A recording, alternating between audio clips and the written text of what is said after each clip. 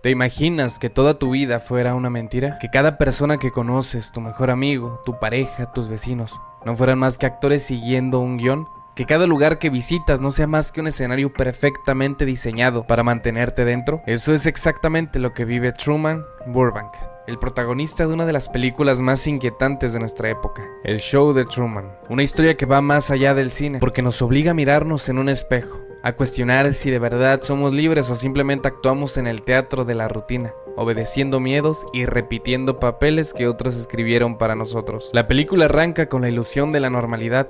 Conocemos a Truman Burbank, un hombre que parece tener la vida perfecta. Cada mañana despierta en su casa impecable en un vecindario luminoso y ordenado, donde los vecinos lo saludan con sonrisas exageradas, casi como si fueran parte de una obra de teatro. El clima siempre es agradable, el sol brilla con la misma intensidad y hasta los pequeños detalles parecen estar cuidadosamente colocados. Truman trabaja en una oficina de seguros, tiene una esposa llamada Meryl y un mejor amigo de la infancia, Marlon, con quien comparte cervezas y conversaciones rutinarias. Todo en su vida parece diseñado para transmitir estabilidad, y lo es, solo que Truman no lo sabe. El espectador pronto se entera de la verdad. Desde el día en que nació, Truman ha vivido dentro de un gigantesco set televisivo. Sea Heaven no es una ciudad real, sino una enorme cúpula construida con tecnología avanzada, donde cada objeto, cada detalle, cada sonido está calculado y manipulado. Alrededor de 5000 cámaras lo vigilan las 24 horas del día, transmitiendo su vida a millones de espectadores en todo el mundo. Él es el protagonista del Show de Truman, el programa más visto de la historia, aunque nunca dio su consentimiento para hacerlo. Pero para Truman nada de esto existe. Él cree que su vida es genuina. Va a trabajar, sueña con algún día viajar y salir de Sea Heaven, y mantiene el recuerdo vago de una joven que conoció años atrás, sin saber que todo a su alrededor es un guión. Lo interesante es que la película nos mete de lleno en esta contradicción.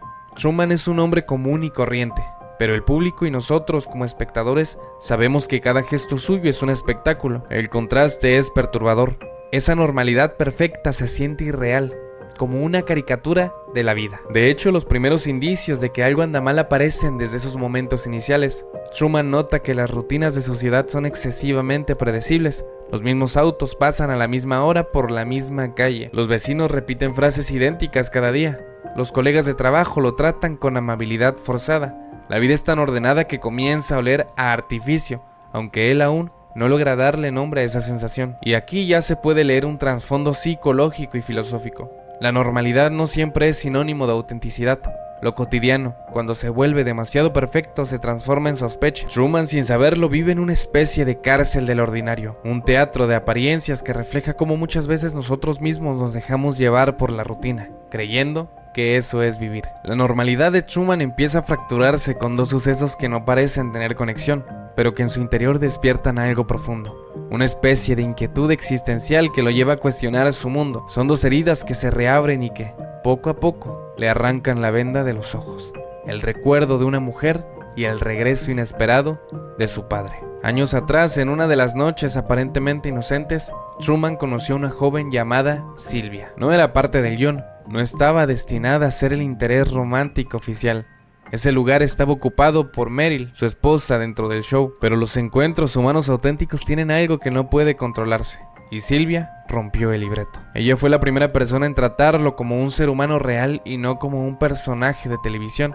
Le mostró una complicidad distinta, una conexión genuina que no estaba escrita en ningún contrato. En una playa, entre la brisa y la arena, Sylvia intentó abrirle los ojos. Le dijo que todo lo que lo rodeaba era falso, que vivía en un escenario, pero fue abruptamente interrumpida por su supuesto papá, justificando los comentarios como consecuencia de la esquizofrenia. Sin embargo, él quedó con la duda. La mente humana funciona como un archivo sensible. Basta una imagen, una mirada o una frase para que se grabe en lo más profundo de nuestra memoria. Para Truman, Sylvia se convirtió en eso, un recuerdo imposible de borrar, la grieta por la que empezó a entrar la luz, el amor, o al menos la chispa de lo auténtico. Fue el primer golpe contra la prisión invisible. El segundo suceso es aún más perturbador. Truman, que había crecido con el trauma de haber visto a su padre morir en el mar, un evento que definió sus miedos y que fue manipulado cruelmente para atarlo psicológicamente a Sea Heaven, de repente se topa con él en las calles. El hombre está vivo. Ese encuentro quiebra por completo la narrativa de su vida. ¿Cómo podía estar frente a alguien que supuestamente había fallecido? ¿Cómo era posible que un recuerdo que había moldeado sus fobias y limitaciones se derrumbara en segundos? La producción, por supuesto, actúa de inmediato. El supuesto padre es retirado a la fuerza, disfrazando todo como un error o una confusión, pero Truman ya no puede engañarse. Ambos eventos despiertan en Truman lo que podríamos llamar la espinita de la duda. Es el inicio de una conciencia crítica. Filosóficamente se parece al mito de la caverna de Platón. Cuando alguien ve un destello de realidad, ya no puede conformarse con las sombras. Truman comienza a observar más atentamente los gestos, los diálogos, las rutinas. Nota que la gente gira alrededor de él como planetas obedeciendo al sol. Nota que los comportamientos no fluyen, sino que se repiten. Empieza a sentir que hay un guión invisible. Desde un punto de vista psicológico, esta es la ruptura del condicionamiento. Hasta ese momento su vida había sido una serie de reforzamientos positivos y negativos. Lo premiaban con afecto cuando seguía el guión y lo castigaban con obstáculos cuando intentaba desviarse. Pero con Sylvia y con su padre ocurre algo que no puede explicarse desde la lógica de ese condicionamiento. Son experiencias que contradicen la narrativa que le han vendido. La mente de Truman entra en conflicto cognitivo. O el mundo es lo que él cree, o hay algo profundamente falso en su entorno. Y una vez que surge esa duda, ya no hay marcha atrás. Aquí la película nos invita a preguntarnos algo inquietante. ¿Qué pasa cuando lo que creíamos cierto empieza a desmoronarse? ¿Cuántas de nuestras verdades cotidianas son más que construcciones ajenas que aceptamos sin cuestionar? Sylvia representa el amor como fuerza liberadora, como ese momento en el que la autenticidad se cuela aunque todo lo demás está controlado. El padre representa el trauma manipulado, la herida que nos ata a un espacio de miedo. Ambos elementos son símbolos de lo que nos despierta, el deseo de algo verdadero y el dolor de darnos cuenta que hemos vivido engañados. Así, en esa parte, Truman comienza a dejar de ser un personaje pasivo de su propio show. Empieza a ser un buscador, un hombre que, aunque todavía no lo sepa, está a punto de emprender la lucha más importante de su vida, la lucha por la libertad. Después de que las sospechas comienzan a carcomerlo, Truman entra en una etapa de observación constante. Sus ojos se vuelven más críticos, ya no ve a su alrededor con ingenuidad, sino con una especie de ansiedad silenciosa, como quien sabe que algo no encaja en la imagen que le presentan. La producción del programa no tarda en reaccionar. El show depende de que Truman no descubra la verdad, por lo que el entorno entero comienza a trabajar como una maquinaria precisa para controlar cada uno de sus movimientos. Los vecinos sonríen con mayor exageración, su esposa lo bombardea con diálogos que parecen comerciales disfrazados, y su mejor amigo, Marlon, se convierte en la voz tranquilizadora que intenta convencerlo de que todo está bien. Pero cuando más se esfuerzan por ocultar la verdad, más artificial se siente todo para Truman. Es como cuando en algún sueño algo no encaja. Sabes que no es real porque la lógica se resquebraja. Esa sensación de irrealidad es la que lo impulsa a actuar. Truman decide probar los límites de su mundo. Lo hace de manera instintiva, como si dentro de sí supiera que más allá de Sea Heaven hay algo más. Sus intentos de huida se convierten en un desfile de obstáculos fabricados por la producción. El número 1 es el avión imposible. Intenta comprar un boleto para volar a Fiji, un destino que para él simboliza la libertad y también la esperanza de reencontrarse con Sylvia. Pero en la agencia de viajes, todos los boletos están agotados y el vuelo estará disponible para dentro de un mes. El número 2 es el autobús averiado. Piensa en escapar por tierra, se sube a un autobús dispuesto a irse en cualquier dirección. De repente, el motor falla. El chofer, un actor que nunca ha conducido de verdad, hace un escándalo y el viaje queda cancelado. Truman, indignado, observa cómo incluso la mecánica de los vehículos parece conspirar contra él. Y como número 3 tenemos el tráfico repentino. En otra ocasión conduce con determinación dispuesta a salir de la isla. Y justo en la carretera aparecen embotellamientos masivos, accidentes falsos, policías que le inventan excusas para regresarlo. Cada salida está bloqueada por un guión invisible que se interpone. Pero la barrera más poderosa no es física, es psicológica. Desde niño, Truman fue marcado por el trauma del mar. La muerte de su padre es una tormenta, cuidadosamente escenificada por los productores, claro. Esta escena quedó grabada en su inconsciente como una advertencia. El agua representa para él el límite de lo imposible, y ese miedo lo ata más que cualquier muro o policía falso. Aquí la película nos muestra algo esencial: los mayores barrotes no siempre son de acero, son de miedo. El miedo es una herramienta de control sumamente efectiva. Mientras Truman tema al mar, jamás se atreverá a salir de la isla. Al intentar compartir sus dudas con los demás, Truman descubre la incomodidad de ser el único que ve lo que los demás fingen no ver.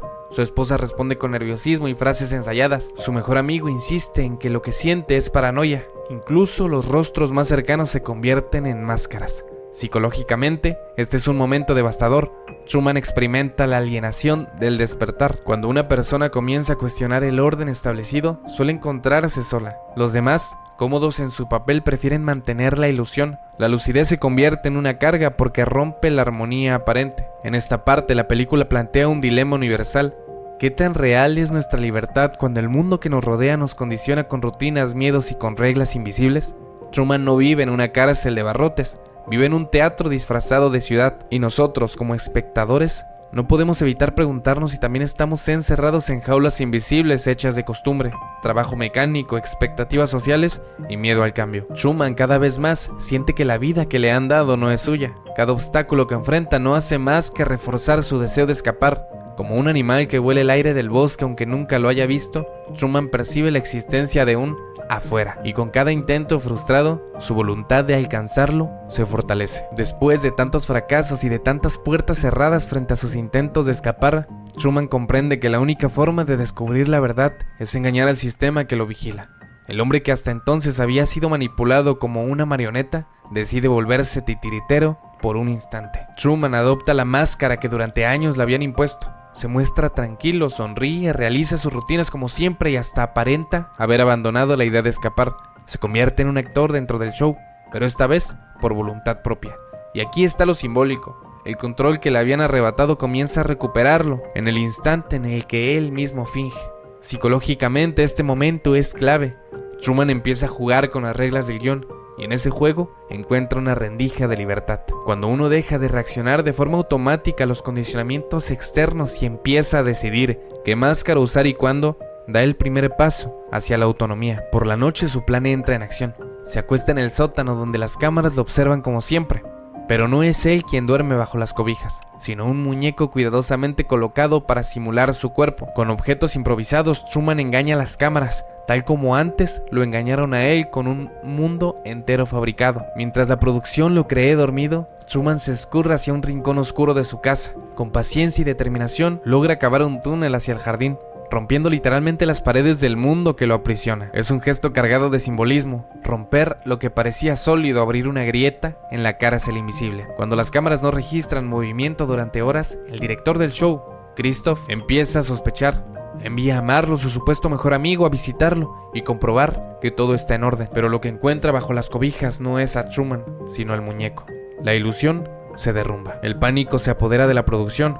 Truman ha desaparecido. Por primera vez en 30 años, la maquinaria televisiva pierde el control. Christoph ordena una búsqueda desesperada. Apagan las luces de Sea Heaven, interrumpen la programación, revisan cada rincón del set, pero el protagonista ha hecho lo que nadie esperaba. Se ha ocultado en un lugar donde jamás pensaron que iría: el mar. Aquí se muestra el acto más valiente de Truman. El mar había sido su límite psicológico, su mayor trauma, el muro invisible que lo mantenía dentro de la isla. Y sin embargo, decide lanzarse a navegar en una pequeña embarcación, retando directamente al miedo que durante toda su vida lo había paralizado. El mar es más que agua, es la metáfora de lo desconocido. Salir a mar abierto es renunciar a la certeza, a la rutina, al guión. Significa abrazar la incertidumbre aunque le implique dolor o incluso la posibilidad de la muerte. Truman prefiere arriesgarse a perderlo todo antes que seguir viviendo en una mentira cómoda. Al darse cuenta de que había escapado por el mar, Christoph utiliza todos los recursos del set. Manipula el clima artificial, genera tormentas, ráfagas del viento, rayos y olas gigantes. El cielo se oscurece y la pequeña barca de Truman parece a punto de hundirse. Es un espectáculo cruel y teatral, el creador enfrentando a su criatura. Christoph está dispuesto a matarlo antes que permitirle salir. Y aún así, Truman se aferra al timón, empapado, golpeado por las olas, gritando de dolor, pero con una determinación inquebrantable. Psicológicamente, este es el clímax del personaje. El instante en el que el deseo de libertad supera el miedo más profundo.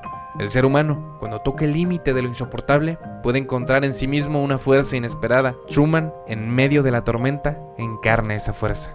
Aquí la película nos deja una enseñanza existencial. La libertad auténtica siempre requiere atravesar tormentas, salir de lo establecido. De la comodidad implica sufrimiento, rechazo y miedo. Pero si uno persiste, al otro lado de la tempestad se encuentra la verdad.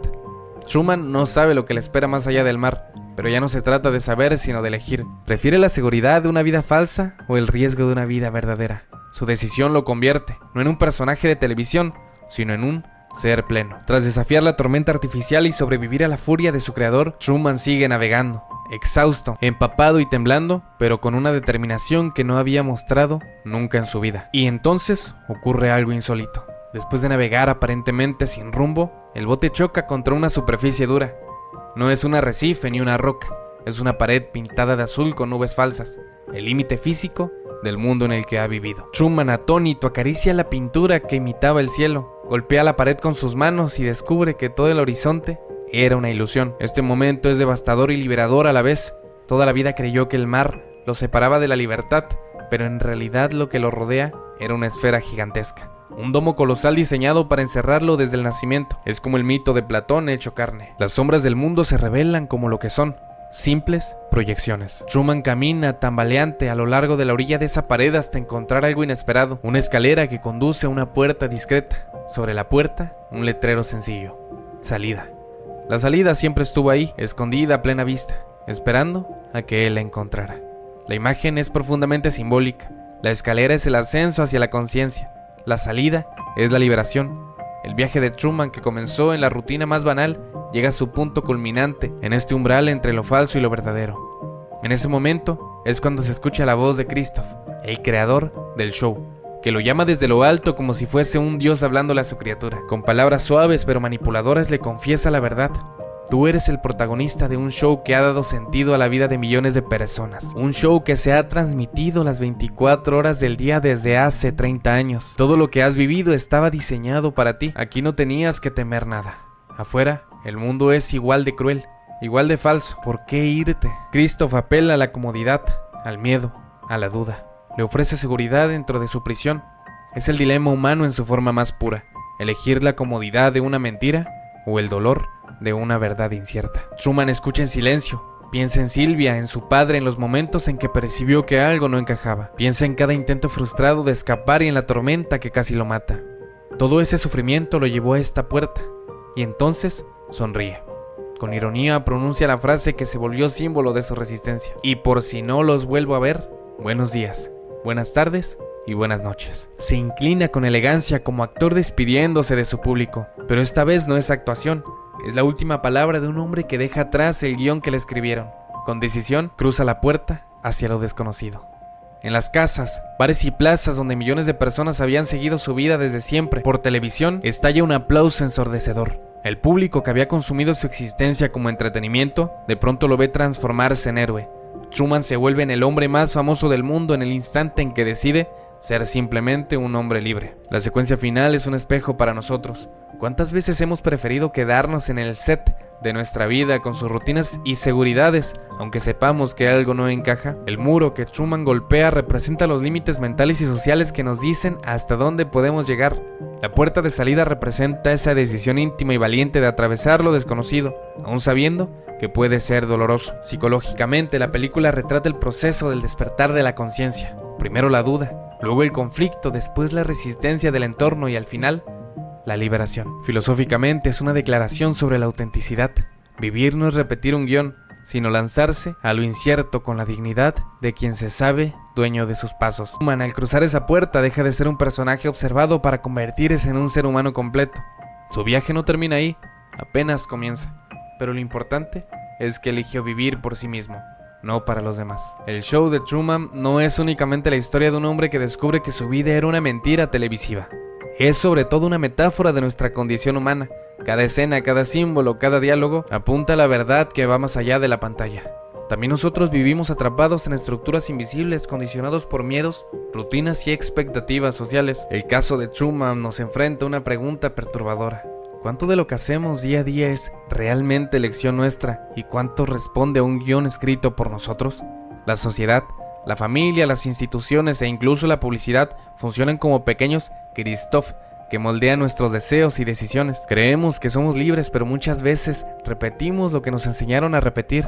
Nos movemos en círculos, saludamos con frases mecánicas, trabajamos en rutinas que se repiten como las calles de Sea Heaven. Truman es todos nosotros. Es el ser humano que nace en un mundo ya escrito, que recibe un nombre, una historia y un papel a interpretar. Pero también es el ser humano que en un momento dado se detiene y se pregunta: ¿esto es todo? ¿Esto es real? ¿Estoy viviendo o solo actuando. La verdadera enseñanza no está en que Truman escapó de un show televisivo, sino en que nos invita a escapar de los nuestros, del show, del conformismo, del show de la apariencia, del show de los miedos. Nos recuerda que la libertad auténtica no está en hacer lo que nos dicta el guión, sino en arriesgarnos a escribir el nuestro. Al final, la puerta de salida siempre está ahí. La pregunta es, ¿tenemos el valor de cruzarla?